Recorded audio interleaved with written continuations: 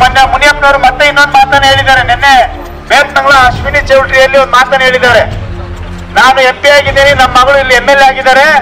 KGF ನಲ್ಲಿ 12,000 ಎಕರೆ ಜಮೀನಿದೆ. ಅಲ್ಲಿ ಒಂದು 500 ಎಕರೆ ನನ್ನ ಮಗಳ ಹೆಸರಿಗೆ, 1000 ಎಕರೆ ನನ್ನ ಹೆಸರಿಗೆ, ಇನ್ನು 500 ಎಕರೆ ನಾಗರತ್ನಮ್ಮ KH ಮುನಿಯಪ್ಪನವ್ರ ಹೆಸರಿಗೆ ಇಲ್ಲಿ ಮಾಡ್ಕೊಂತೀನಿ. ಉಳಿದು ಸಾಧ್ಯ ಆದ್ರೆ ಏನಾದ್ರು ಮಾಡ್ತೀನಿ, ಇಲ್ಲಾಂದ್ರೆ ಮಾಡಕ್ ಆಗಿಲ್ಲ ಅಂದ್ರೆ ಹೇಳ್ತೀನಿ, ನನಗೆ ಓಟ್ ಹಾಕಿ ಅಂತ ಹೇಳಿ ನಿನ್ನೆ ಅಶ್ವಿನಿ ಚೌಟ್ರಿಯಲ್ಲಿ ಮಾತಾಡಿರೋದು. ಶಾಸಕರು ಮೊನ್ನೆ ಅಶ್ವಿನಿ ಕಲ್ಯಾಣ ಹೇಳ್ತಕ್ಕಂಥದ್ದು ನಮ್ಮ MP ಅವರು ಏನಪ್ಪ ಅಂತ ಹೇಳಿದ್ರೆ, ಅವರಾಗ್ಲಿ ನಮ್ಮ MLA ಅವರಾಗ್ಲಿ 12,000 ಎಕರೆ ಜಮೀನು ಕೇಂದ್ರ ಸರ್ಕಾರಕ್ಕೆ ಸಂಬಂಧಪಟ್ಟಂತ ಜಮೀನಿದೆ. ಅದರಲ್ಲಿ ಬೃಹತ್ ಮತ್ತು ಮಧ್ಯಮ ಕೈಗಾರಿಕೆಗಳನ್ನು ಮಾಡಬೇಕು ಅಂತ ಹೇಳಿ ನಾವು ಎಲ್ಲಾನು ಮಾತಾಡಿದ್ದೇವೆ. ಅದರಲ್ಲಿ ಇಂದ್ರಿಂದಲೂ ಕೂಡ ಅನೇಕ ಜನ ಬಂದು ಆ ಒಂದು ಇದನ್ನು ಮಾಡ್ತಾ ಇದ್ದಾರೆ.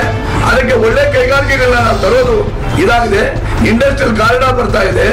ಇವೆಲ್ಲವನ್ನೂ ನಾವು ಮಾಡ್ತೀವಿ ಅಂತ ಹೇಳಿದ್ದು.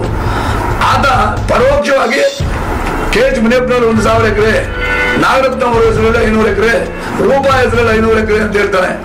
ಆತನಿಗೆ ಅಟ್ಲೀಸ್ಟ್ ಮಾನ ಮರ್ಯಾದೆ ಇರೋದಾದ್ರೆ ನಾನು ಹೆಂಗ್ ಬಂದೆ ನಮ್ಮ ಬಂಡಾಳ KGF ಕ್ಷೇತ್ರಕ್ಕೆ ಮಾನ ಮರ್ಯಾದೆ ಎಲ್ಲವನ್ನೂ ಕಳೆದು ಇವತ್ತು ಕೂಡ ಏನ್ ಮಾತಾಡ್ಬೇಕಂದ್ರೆ KH ಮುನಿಯಪ್ಪನವ್ರು ಮಾಡ್ದಂಗೆ ಎಲೆಕ್ಷನ್ ನಾವು ಮಾಡಕ್ಕಾಗಲ್ಲ. ಆದ್ರೆ ಅಲ್ಲೇನು ಬರುವ ಬಂದ. ಇವತ್ತು ಮೊನ್ನೆ ಮುನಿಯಪ್ಪನವರು ಮತ್ತೆ ಇನ್ನೊಂದು ಮಾತನ್ನ ಹೇಳಿದ್ದಾರೆ. ನಿನ್ನೆ ಬೇತ್ನಂಗಳ ಅಶ್ವಿನಿ ಚೌಟ್ರಿಯಲ್ಲಿ ಒಂದು ಮಾತನ್ನ ಹೇಳಿದ್ದಾರೆ. ನಾನು MP ಆಗಿದ್ದೀನಿ, ನಮ್ಮ ಮಗಳು ಇಲ್ಲಿ MLA ಆಗಿದ್ದಾರೆ. KGF ನಲ್ಲಿ 12,000 ಎಕರೆ ಜಮೀನಿದೆ.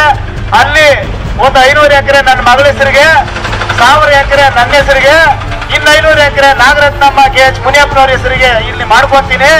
ಉಳಿದು ಸಾಧ್ಯ ಆದ್ರೆ ಏನಾದ್ರು ಮಾಡ್ತೀನಿ, ಇಲ್ಲಾಂದ್ರೆ ಮಾಡಕ್ ಆಗಿಲ್ಲ ಅಂದ್ರೆ ಹೇಳ್ತೀನಿ, ನನಗೆ ಓಟ್ ಹಾಕಿ ಅಂತ ಹೇಳಿ ನಿನ್ನೆ ಅಶ್ವಿನಿ ಚೌಟ್ರಿಯಲ್ಲಿ ಮಾತಾಡಿರೋದು. ಕರ್ನಾಟಕ ಸರ್ಕಾರನೇ ಮೈನಿನ ಜಮೀನನ್ನ ನಮ್ಗೆ ಹ್ಯಾಂಡ್ ಓವರ್ ಮಾಡಿ ನಾವು ಇಂಡಸ್ಟ್ರಿ ಮಾಡಿದ್ದೀವಿ ಅಂತ ನಮ್ಮ ಮಾನ್ಯ ಮುಖ್ಯಮಂತ್ರಿಗಳೇ ಕೇಂದ್ರ ಸರ್ಕಾರಕ್ಕೆ ಲೆಟರ್ ಬರೆದಿರೋದು ತಮಗೆಲ್ಲ ಗೊತ್ತಿದೆ. ಆ ಜಮೀನನ್ನ ಯಾರಾದ್ರೂ ರೂಪಮ್ಮ 500 ಎಕರೆ ಮಾಡ್ಕೊಳ್ತಾರೆ, KH ಮುನಿಯಪ್ಪ 1000 ಎಕರೆ ಮಾಡ್ಕೊಳ್ತಾರೆ, KH ಮುನಿಯಪ್ಪ ಅವ್ರ ಹೆಂಡತಿಗೆ 500 ಎಕರೆ ಮಾಡ್ಕೊಳ್ತಾರೆ. ಇದು ಅವ್ರು ನಡೀತಾ ಇರೋದು. ರೂಪಾ ಅವರು ಈ ಸರ್ತಿ KH ಮುನಿಯಪ್ಪ ಅವ್ರ ಮನೆಗೆ ಹೋಗ್ತಾರೆ, ರೂಪಾ ಅವರು ಇನ್ನು 3-4 ವರ್ಷ ಆದ್ಮೇಲೆ ಅವರು ಮನೆಗೆ ಹೋಗ್ತಾರೆ ಅಂತ ಕೀಳುಮಟ್ಟವಾಗಿ ಮಾತಾಡಿ ಇರೋದು ನಮ್ಮ ಸಂಪಂಗಿಯವರು. ನಾವೆಲ್ಲ ಕಾಂಗ್ರೆಸ್ ಮುಖಂಡರು ಎಲ್ಲ ಖಂಡಿಸ್ತಾ ಇದ್ದೀವಿ ಸರ್. ಇವತ್ತು ಮೊನ್ನೆ ಮುನಿಯಪ್ಪನವರು ಮತ್ತೆ ಇನ್ನೊಂದು ಮಾತನ್ನ ಹೇಳಿದ್ದಾರೆ. ನಿನ್ನೆ ಬೇತ್ನಂಗಳ ಅಶ್ವಿನಿ ಚೌಟ್ರಿಯಲ್ಲಿ ಒಂದು ಮಾತನ್ನ ಹೇಳಿದ್ದಾರೆ.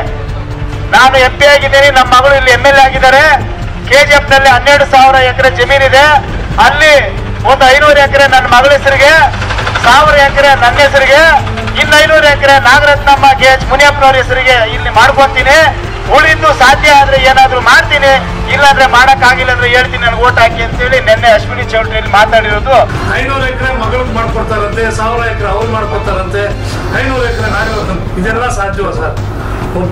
ಜವಾಬ್ದಾರಿಯುತ ಸ್ಥಾನದಲ್ಲಿ ಇದ್ದಂತವ್ರು ಅವರು ಬಿಡಿ. ಈಗೆಲ್ಲ ಪಾಪ ಅವರು ಯಾವಾಗ 50,000 ಲೀಡರ್ ಸೋತ್ರ ಅವಾಗಿಂದ ಅವ್ರಿಗೆ ಬುದ್ಧಿ ಭ್ರಮಣೆ ಆಗಿದೆ. ಯಾವಾಗ 50,000 ಲೀಡರ್ ಸೋತ್ರ ಅವಾಗಿಂದ ಅವ್ರಿಗೆ ಬುದ್ಧಿ ಭ್ರಮಣೆ ಆಗಿದೆ. మొన్న తానే ఈ క్షేత్రం గెలిచిన MLA వాళ్ళు ఎంత తప్పు చెప్పుకొని జనాల ముందు వచ్చి DCC బ్యాంక్ నీకు ఇచ్చిన లోన్లు, ఆ లోన్ దుడ్లని డ్రా చేసుకొని ఇంటి దగ్గరికి వచ్చి ఆడబిడ్డలకి పశువు కుంకుమ ఇచ్చి ఆ తల్లింటిగా కనకాంబర పూలు మోడిచి ఈ దుడ్లు మేము ఇస్తా ఉన్నాము, మీరు కట్టదండ మన్నా చేస్తాను, ఓట్ మాత్రం మాకేయండి అనే 50,000 ಜನಕ್ಕೆ DCC ಬ್ಯಾಂಕ್ ದುಡ್ಡು ಕೊಟ್ಟಿದ್ದಾರೆ.